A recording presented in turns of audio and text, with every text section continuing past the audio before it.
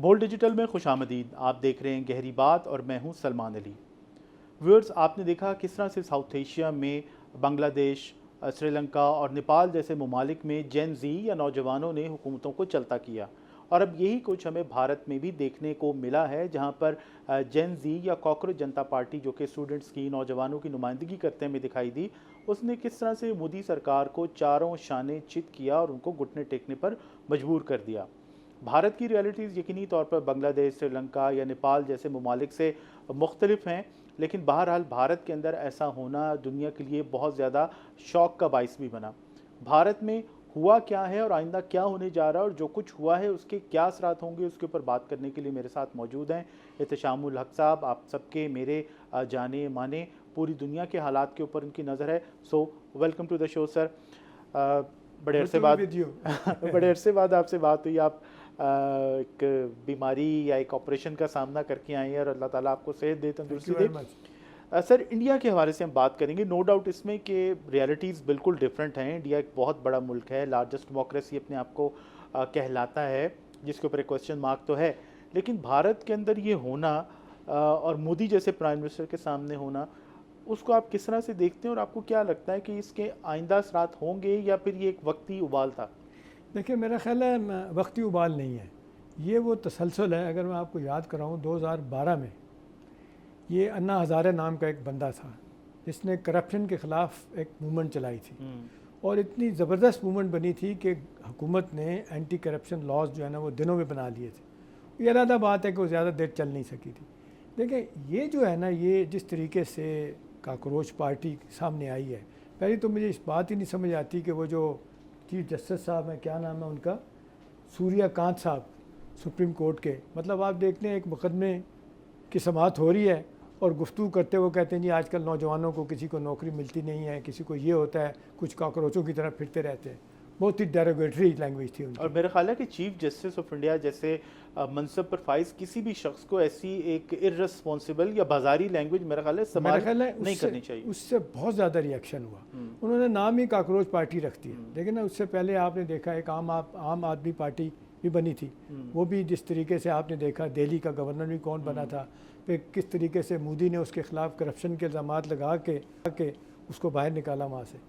देखिए, अब जो सूरत हाल तेज़ी के साथ बदल रही है, मुझे लगता है कि 2029 का मोदी का इलेक्शन शदीद ख़तरे में है। लेकिन उससे पहले तो आइंदा बरस उन्हें यूपी में इलेक्शन का सामना है, जो कि बहुत क्रूशल होगा। वो बहुत क्रूशल होगा। देखिए, बात यह है कि नौजवानों की जितनी बड़ी तादाद बाहर निकली है, यार आप देखें, बैठे बिठाए आपने 20 लाख से ज़्यादा तालिब इल्म और तलबा, ख़वातीन और मर्द, उनका मुस्तक़बिल जिस तरीके से दाव पर लगाया, पेपर लीक करवाया आपने, उसके बाद किस तरीके से तड़ी लगाई थी एजुकेशन मिनिस्टर ने, मैं कभी भी रिज़ाइन नहीं करूँगा। और फिर आपको याद होगा ऑडियो बयान एक तैयारी किया था मोदी ने कि जिन जिन लोगों ने सड़कों पे आके किया है कि उन सख्त तरीन सज़ाएँ दी जाएंगी। अभी देखें क्या हो रहा है, एंटी क्लाइमेक्स, सारे केसेस वापस लिए जा रहे हैं, उनकी हर बात सुनी जा रही है, मानी जा रही है, और वो तुले हुए हैं। वह खाली इस बात पर नहीं बैठे हुए कि वज़ीर तालीम ने रिज़ाइन कर दिया तो खामोश बैठ जाएंगे। मेरा अपना ख्याल है कि तलबा की तंजीमें जो है ना, जब पाकिस्तान में अयूब खान के ज़माने में आपने देखा ये शुरू हुआ था, अयूब खान को भी उन्होंने ही हटाया था। ज़ियाउल हक के ज़माने में ये हुआ, ज़ियाउल हक ने आपने देखा स्टूडेंट यूनियन पर पाबंदी लगा दी, आज तक बरकरार है। तो देखें, कुछ चीज़ें ऐसी हैं कि वो आप उसको चलाने की कोशिश करते हैं, पब्लिक उसको एक्सेप्ट नहीं करती। और फिर ये कि जिस तरीके से मेडिकल के तलबा के साथ हिंदुस्तान में हुआ, अब देखें ना, लोग तो कहते हैं पेपर लीक हो गया, मजाक बन रहे हैं, वहाँ पे मीम बन रही है। मतलब इतनी लोगों ने मेहनत की और उसके बाद आप पेपर लीक करने के बाद कुछ लोगों को आप पता चले कि जी वो तो डॉक्टर बन गए हैं या कहाँ से कहाँ चले गए, और बेशुमार लोग जिन्होंने मेहनत की है सारी राय कहाँ चली गई। मेरा अपना ख्याल है कि सेकंड थॉट आएगा और आना चाहिए। लेकिन आपने देखा मोदी जितना एरोगेंट आदमी है, किसी सवाल का जवाब नहीं देता, कोई प्रेस कॉन्फ्रेंस नहीं करता। 12 साल हो गए, कोई प्रेस कॉन्फ्रेंस नहीं करता। अभी आपने देखा कहाँ कहाँ गया है, स्विट्ज़रलैंड गया है, ऑस्ट्रेलिया गया है, किसी से रब्ता नहीं किया उसने, न्यूजीलैंड गया है, सवालात पूछे गए, जवाबात कोई नहीं आए। सर, इसमें दो वजूहत हैं सीधी सीधी। एक तो वो जवाब दे नहीं सकते, इस काबिल नहीं है, उनका जो इंटेलेक्ट है मेरा ख्याल है कि वो बहुत ही लो लेवल का है। राहुल गांधी कई दफ़ा बयान कर चुके हैं। दूसरा, उन्होंने अपना तासुर बनाया है कि I am the strong man, और वो अपने आप को बहुत सारी चीज़ों से बियॉन्ड समझते हैं। सर, इसमें क्वेश्चन ये है कि मतलब स्टूडेंट्स नो डाउट बहुत पावरफुल एक माशरे का हिस्सा होते हैं, और जिस तरह कि हमने देखा कि वो सड़कों पर आए हैं, भारत जैसा मुल्क जहाँ पर ढाका जैसे, काठमांडू जैसे, कोलंबो जैसे कई शहर मौजूद हैं, वहाँ पर इस तरह स्टूडेंट्स का जमा होना, क्योंकि इंडिया बहरहाल एक बड़ा मुल्क है, वहाँ पर स्टूडेंट्स का जमा होना और मोदी को घुटने टेकने पर मजबूर करना, इसके जो इम्प्लीकेशंस होंगे पॉलिटिकल, क्या बाकी अपोजिशन पार्टियों को भी कोई नई जान पड़ेगी या स्टूडेंट्स अपनी पार्टी बनाते हैं? आपको बांग्लादेश की तरह, हालांकि बांग्लादेश में भी तजर्बा कोई ख़ास कामयाब नहीं हुआ। मेरा अपना ख्याल है इतनी जल्दी तो शायद वो नौबत ना आए, लेकिन हिंदुस्तान की तारीख़ में क्या, मेरा ख्याल है मुल्कों की तारीख़ में 1 अरब 40 करोड़ की आबादी में आप देख लें 2-4 शहरों के अलावा पूरे हिंदुस्तान में ये तहरीक चली, पूरे हिंदुस्तान में मीडिया ने इसको उठाया। अगरचे गोदी मीडिया जो है ना उनको सपोर्ट भी करता रहा, लेकिन मीडिया पे बहुत क्रिटिसिज्म हुआ। सोशल मीडिया भी बहुत सामने आया। फिर आपने देखा कि जो लोग थोड़े से भी बोलने वाले थे उनको एक मौका मिला बात करने का। और जिस तरीके से स्टूडेंट बात कर रहे हैं, अभी मैं थोड़ी देर पहले मैं देख रहा था एक खातून जितने BBC को इंटरव्यू दे रही थी, जितने ज़बरदस्त लहजे में वो गुफ्तगू कर रही थी और मोदी के ख़िलाफ़ जितनी बातें हो रही थी, उन्होंने कहा कि इस मोदी ने हिंदुस्तान का बेड़ा डुबो के रख दिया। देखिए अब राहुल गांधी है, कांग्रेस का लीडर है, कई हवाले से लोग कहते हैं कि जी चलें डायनेस्टी थी, ये थी, वो थी, उसकी कोई बात सुनता है कोई नहीं सुनता। अब लोग स्टूडेंट्स की बात सुन रहे हैं। जेन ज़ी जो ऐसे नहीं चल पड़ा, कहीं पे कामयाब हुआ, कहीं पर बहुत ज़्यादा कामयाब हुआ। और इसमें एक बहुत बड़ा इंपॉर्टेंट फैक्टर ये है कि ये भी कहा जा रहा है कि बहुत सारे स्टूडेंट्स जो यहाँ मौजूद थे, उनके पेरेंट्स, उनकी फैमिली बीजेपी के सपोर्टर थे, या फिर वो खुद बच्चे भी अपने आप को बीजेपी के सपोर्टर कहते रहे हैं, लेकिन जो कुछ उन्होंने देखा उसके बाद वो बीजेपी या मोदी के ख़िलाफ़ मैदान में आने पर मजबूर हुए। तो ये जो एक वेव है, पहले यूपी का इलेक्शन एक टेस्ट होगा और उसके बाद जो इंडिया के नेशनल इलेक्शंस 2029 में होने, उसके अंदर आप किस तरह से देखते हैं कि इसको किस तरह से? पहली तो बात है कि मुझे बड़ा वाज़ेह तौर पे लग रहा है कि जिस तरीके से मोदी सरकार ने सरेंडर किया ना, जो आपने देखा एरोगेंस थी, जिस अंदाज से वो 56 इंच की छाती वाली जो बात थी, उससे जो पीछे हटे हैं, और उस वज़ीर का इस्तीफ़ा, वज़ीर तालीम का आना, तो वो अभी तो लोग कह रहे हैं जी ये तो एक ही बात है, हम और भी आगे जाएंगे। तो उन्होंने तो मुतालबा शुरू कर दिए कि जी मोदी हुकूमत ही जानी चाहिए। अभी अब इलेक्शन की भी बात हो रही है। अब असल सवाल है कि सस्टेनेबिलिटी, ये किस हद तक ये मूवमेंट सस्टेन करेगी। एज़ वी स्पीक जिस तरीके से उनको कवरेज मिल रही, आप देख लें, मैं देख रहा था अल जज़ीरा में, वाशिंगटन टाइम में, वाशिंगटन अपना न्यूयॉर्क टाइम में, दुनिया के हर मीडिया आउटलेट ने कवर किया है। BBC में आप देख लें, गार्डियन में देखें, हर बड़ी दूसरी खबर हर अखबार की और TV की जो है ना वो इसी पे चल रही है, और बहुत पॉजिटिवली कवर हुआ और हिंदुस्तान को बड़ी तकलीफ है। हिंदुस्तान ने कहा जाता है कि अपने सारे सफारती ज़राए इस्तेमाल किए कि किसी तरीके से ये उनके ख़िलाफ़ जो कुछ हो रहा है ये रुक जाए, नहीं रुका। ठीक है ना, ये पहली मरतबा हुआ है कि आज पूरी दुनिया जो है ना वो मोदी सरकार को, उनकी हुकूमत को शदीद तनकीद का निशाना बना रही है।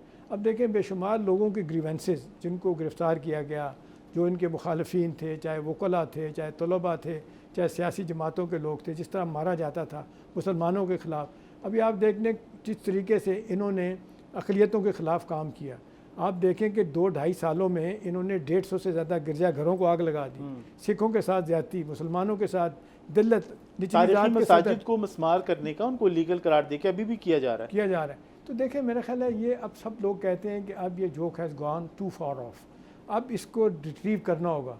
हिंदुस्तान का एक वो कहते हैं मसख शुदा चेहरा जो जमहूरियत ने छुपाया है ना, अब लगता है कि वो नहीं छुपेगा। लेकिन सर अपोजिशन पार्टीज़ जो हैं इंडिया के अंदर, सबसे बड़ी पार्टी जो जिसको आप इंडिया में नेशनल लेवल की पार्टी कह सकते हैं, इंडियन नेशनल कांग्रेस, क्या उसमें इतना पोटेंशियल है? क्योंकि उन्होंने एक इंडिया इत्तेहाद भी बनाया, इंडिया ब्लॉक भी बनाया, लेकिन वो ज़्यादा वोट लेने के बावजूद नशिस्तों के अंदर कन्वर्ट नहीं हो सकी उनकी कामयाबी।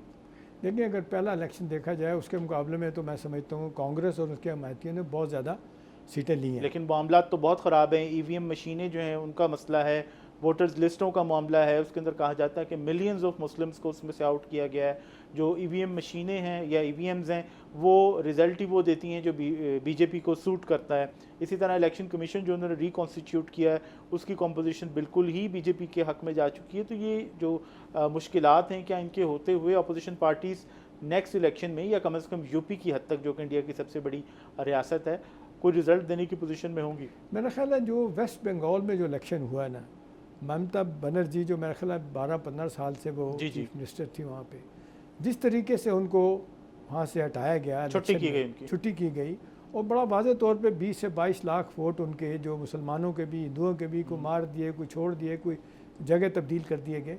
ये लोगों को सलमान हज़म नहीं हुआ, मैं आपको बताऊं। और बावजूद इस बात के कि शदीद तरीन किस्म का सेंसरशिप है वहाँ पे, बात करने की इजाज़त नहीं है, गिरफ़्तार कर लिया जाता है, पकड़े जाते हैं लोग, मार दिए जाते हैं। अब तो आहिस्ता आहिस्ता खबरें निकल के आ रही हैं। जहाँ पे एक शख्स 27 चैनल्स का मालिक हो, अंबानी, तो उसके बाद फिर आप क्या देखें, एक्सपेक्ट कर सकते इसमें एक डायनामिक्स इसकी ये देखें कि 20 तलबा ने ख़ुदकुशी की है। ये दुनिया की तारीख़ में कभी ऐसा नहीं हुआ कि इतना जुल्म और ज़्यादती हुई कि लोग 20 नौजवानों ने अपनी जान दे दी कि जी हमारे साथ जो जुल्म हुआ है। कभी मैंने नहीं ख्याल कि तारीख़ में किसी जगह पे ऐसा हुआ। ये ऐसा नहीं जाएगा, ये अननोटिस नहीं जाएगा, ये डेफिनेटली एक अगला ग्राउंड बनाया जाएगा। लेकिन ना जो इनका जो ख्याल था कि जी हम अपना इक़्तिदार पता नहीं कहाँ तक ले जाएंगे, बीजेपी की हुकूमत, आरएसएस की आइडियोलॉजी कहाँ से कहाँ लेके जाना है, हमने इसको बाकायदा हिंदू स्टेट बनानी है। आप देखें अमली तौर पर तो वो बना चुके हैं। पार्लियामेंट में आपने देखे क्या लिखा हुआ, वो उन्होंने तो पाकिस्तान को, अफगानिस्तान को, श्रीलंका को अखंड भारत में शामिल किया हुआ है। लेकिन सर मुझे यहाँ पे मैं एक चीज़ ऐड करूँगा, मुझे तो बीजेपी और कांग्रेस के अंदर कोई फ़र्क नहीं लगता। दोनों की दोनों जो हैं वो बीजेपी जो है वो ओपन है, कांग्रेस जो है उसने कवर सेकुलरिज्म का, लिबरलिज्म का लपेट रखा था। लेकिन मुझे तो लगता है दोनों अंदर से अखंड भारत कोई नई चीज़ बीजेपी ने तो इंट्रोड्यूस करवाई नहीं। अखंड भारत कांग्रेस के लीडर भी मैं एतराज़ करूँगा। देखें, बीजेपी में कांग्रेस में बड़ा फ़र्क है। कांग्रेस में अभी भी आप देख लें कि वैल्यूज़, कदरें, उनकी बड़ी बात की जाती है। वहाँ पे अभी भी आप देख लें, बहुत से हवालों से आप देख लें उनका ट्रैक रिकॉर्ड। लेकिन इस सर बरसगीर का जो सबसे बड़ा फड्डा है कश्मीर का मसला, वो तो कांग्रेस का पैदा कर दे। आप देख लें, जब मनमोहन सिंह वज़ीर आज़म थे, आपको पता है पाकिस्तान भी आए थे एक दफ़ा, और उनकी मुलाकात यूसुफ ज़रा गिलानी से हुई थी कायरो में। मैं भी उस इत्तेफाक से वहाँ था, शर्म शेख में। उन्होंने ये बड़े इन सो मेनी वर्ड उन्होंने बात की थी। उन्होंने कहा यार मैं कमज़ोर प्राइम मिनिस्टर हूँ और मैं बड़ी मुश्किल से हुकूमत मैंने बनाई है, मैं ये बोझ नहीं उठा सकता। अगर मैं अपने तौर पे पाकिस्तान के साथ ताल्लुकात को बेहतर करने की बात करूं, कश्मीर को सेटल करने की बात करूं, सर क्रीक की बात करूं, इस तरह बाकी और इश्यूज़ हैं, पानी का मसला है, वो तो खैर बाद में बात आया। तो वो कह रहे थे कि नहीं, इसीलिए लोग कहते हैं कि बीजेपी की हुकूमत में आपने देखा इससे पहले के जो लीडर थे, जो वाजपेयी साहब पाकिस्तान आए थे, वो कहा जाता है कि उनके ज़माने में बहुत सारी चीज़ें ठीक हो सकती थी। अभी भी कहा जा रहा है कि अगर कभी कभी तब्दीली आई तो बीजेपी की हुकूमत में तब्दीली आएगी, उनके रवैयों में तब्दीली आएगी, उनकी सोच में तब्दीली आएगी। लेकिन ये जो ब्रीड इस वक्त है, जितने 4-5 टॉप के ऊपर लोग, अमित शाह, ये तो जब तक बैठे हुए हैं, इनसे तो आप तवक्को नहीं कर सकते कि पाकिस्तान के साथ ताल्लुकात बेहतर करेंगे। उसकी वजह यह है कि वो हर इलेक्शन पाकिस्तान के ख़िलाफ़ बात करके ही तो जीत रहे होते हैं। लिहाजा भी आप देख लें कितना क्रिटिसिज्म हो रहा है इंडस वाटर ट्रीट के ऊपर। सारी दुनिया ने कहा, आज बंगा साहब जो हिंदुस्तानी हैं, वर्ल्ड बैंक के प्रेसिडेंट हैं, उन्होंने आके कहा कि ये गलत है, ये यूनिलैटरली आप इसको नहीं ख़त्म कर सकते, सस्पेंड कर सकते। लेकिन हिंदुस्तान लगा हुआ है। अभी आप देख लो पिछले दिनों 2-3 दफ़ा ऐसा हुआ कि हमारे दरियाओं का पानी कहीं रोका गया, कहीं ज़्यादा छोड़ा गया। तो ये तो वो अपने तौर पर सब कुछ कर रहे हैं, दांव नाली, बदमाशी, वो उनका एक तरीक़ाकार है, उनका ये ख्याल है। मोदी का, उनके बाकी लोगों का, और तो और देखें कि उन्होंने जो उनके आर्मी चीफ़ है और एयर चीफ़ है, उनको इस लाइन पे लगा दिया। हर चौथे दिन उनका बयान आ जाता है पाकिस्तान तक कहा जाता है कि वो इंडिया की नेशनल आर्मी से ज़्यादा बीजेपी या आरएसएस का कोई मिलिट्री विंग, कोई अस्करी विंग लगते हैं। देखें ना, इसके बावजूद वहाँ पे अब जो मुझे अच्छी बात लग रही है कि एक रीअवेकनिंग है वहाँ पे। बहुत अरसे के बाद लोगों को अंदाज़ा हो रहा है कि भाई ये सेकुलरिज्म का चेहरा बिगाड़ के रख दिया। लोगों को आवाज़ मिली और उनका ये ख्याल था कि भाई हमारे मुल्क को एक सेकुलरिज्म में जोड़ा हुआ था। सारी अक़लियतें आराम से रहती थी, नस्ली अक़लियतें, मजहबी अक़लियतें, वोट का हक़ था, जीने का हक़ था, उनको इख्तियारात दिए जाते थे। जॉब अभी तो आप देख लें सुकड़ के रह गया, जॉब हिंदुओं के अलावा नहीं दी जाती। वो कहा जाता है कि इंडिया के अंदर 4 गुजराती हैं, 2 बेच रहे हैं, 2 ख़रीद रहे हैं। मोदी और अमित शाह मिलकर बेचते हैं, अडानी और अंबानी जो है मिलकर ख़रीद लेते हैं। तो 4 गुजराती इंडिया को चला रहे हैं। ये बड़ी बदकिस्मती की बात है। ये आपने देखा, ये एक रीसेंट फिनोमिना आप अमेरिका में भी देखें, इंग्लैंड में भी देखें कि बड़े बड़े, अभी देखें वाशिंगटन पोस्ट बिक गया है, टॉप के बंदे ने वहाँ ने लिया, मॉर्डक क्या नाम है उसने ले लिया। इसी तरह से आप देख लें अडानी और अंबानी। अब कोई बड़ा अखबार आप देख लें, ये क्या कहते हैं, NDTV देख लें, जितने बड़े बड़े लोग हैं वो करते क्या हैं, उन्होंने सीधा बजाय इसके कि कोई एडिटरशिप हो, एडिटर का कोई रोल हो, वो मालिकान को सब कुछ रोल दे दिया गया। मालिक कहते हैं यार मेरे लिए काम करेंगे, तनख्वाह मैंने देनी है, जो मैं कहूँगा वो आपने करना है। अभी तो राफेल का ठेका भी अंबानी को दिया गया, आपने देखा, जिसका कोई इसमें तल्लुक वास्ता नहीं वो था, डायरेक्ट रेफ्रिजरेटर, होम अप्लायंस से डायरेक्ट वहाँ से वहाँ प्लेन चले तक आ गए। गए। तो अब बात यह है कि ये बड़ी हद तक का हुआ है, लेकिन मुझे लग रहा है कि ये अब ये रिवर्स होना शुरू हो जाएगा। शायद ये बहुत बड़ा पहला पत्थर है, ये काकरोच पार्टी जिस तरीके से नौजवानों के सामने आई है।